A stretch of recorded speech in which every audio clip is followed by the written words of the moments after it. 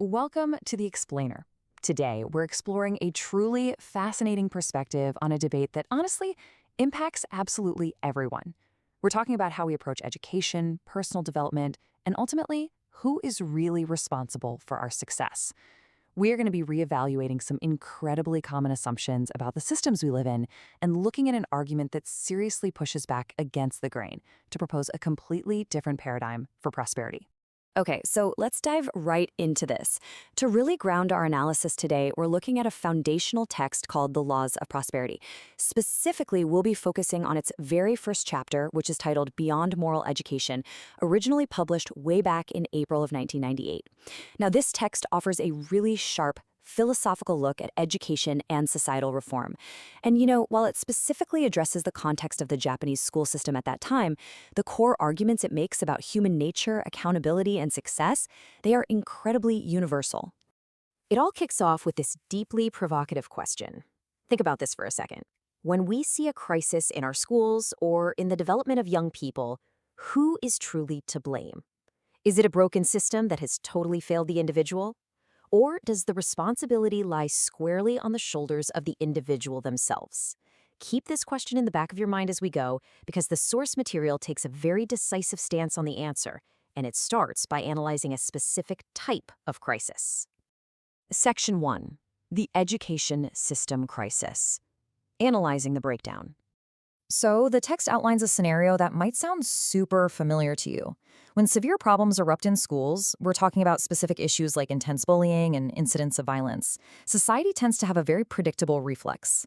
The conventional wisdom, as analyzed in the text, immediately points the finger at systemic flaws.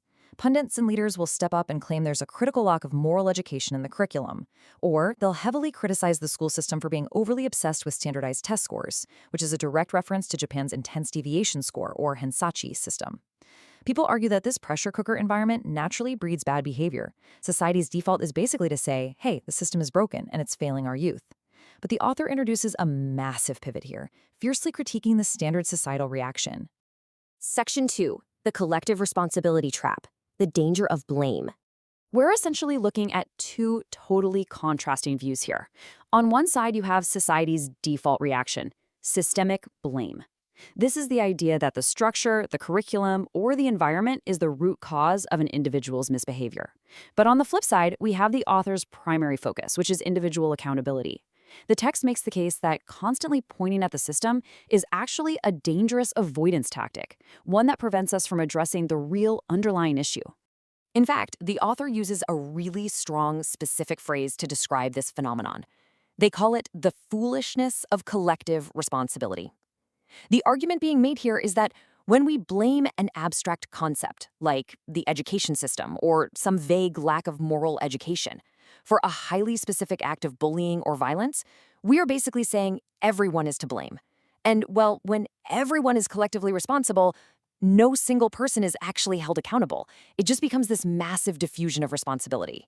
So the crucial takeaway from this critique is that systemic blame fundamentally dilutes individual accountability. By constantly shifting the focus over to structural reforms or curriculum changes whenever a crisis happens, the text argues that we're actually doing a huge disservice to the individual.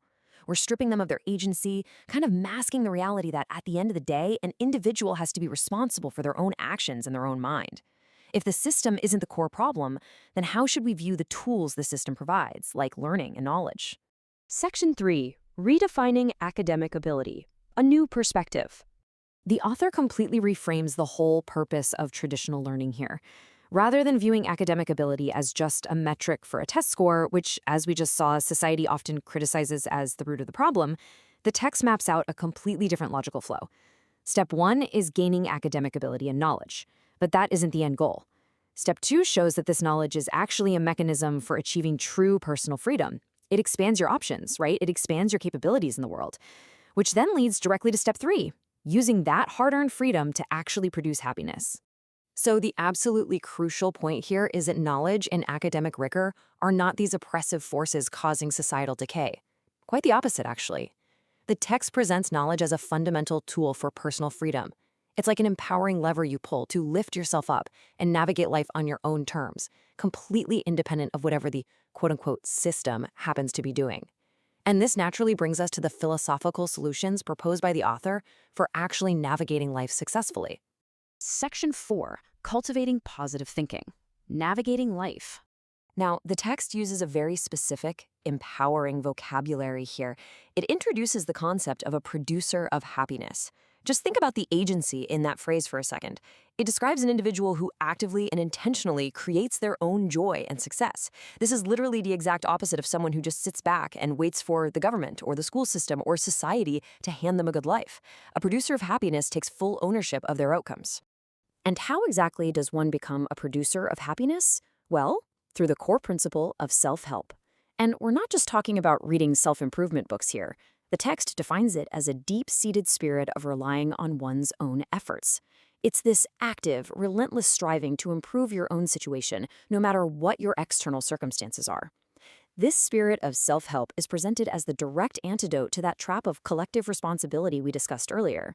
The author uses a fantastic metaphor to explain this. The idea of continuously sowing good seeds in the garden of your mind so you can reap a successful life. What are these seeds exactly? First, it's fully embracing that spirit of self-help we just defined.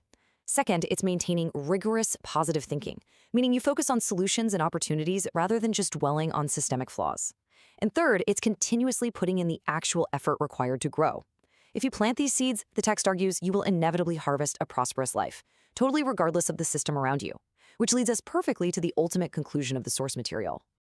Section 5, The Key to Success. Achieving Victory. After stripping away all the excuses of systemic blame and redefining the true purpose of knowledge, the author lands on this definitive statement. The ability to think is the ultimate key to victory in life. It's not about having a flawless education system, and it's certainly not about just memorizing facts for a test. It is all about cultivating your own internal capacity to reason, to apply the spirit of self-help, and to actively produce your own reality. We have covered a major paradigm shift today, moving from blaming the collective to truly empowering the individual. So I want to leave you with a question to reflect on as you look at your own life and the systems you operate within. How are you using your own ability to think to actively produce your own happiness today? Thanks for joining me for this explainer, and I highly encourage you to keep questioning the consensus and cultivating those good seeds.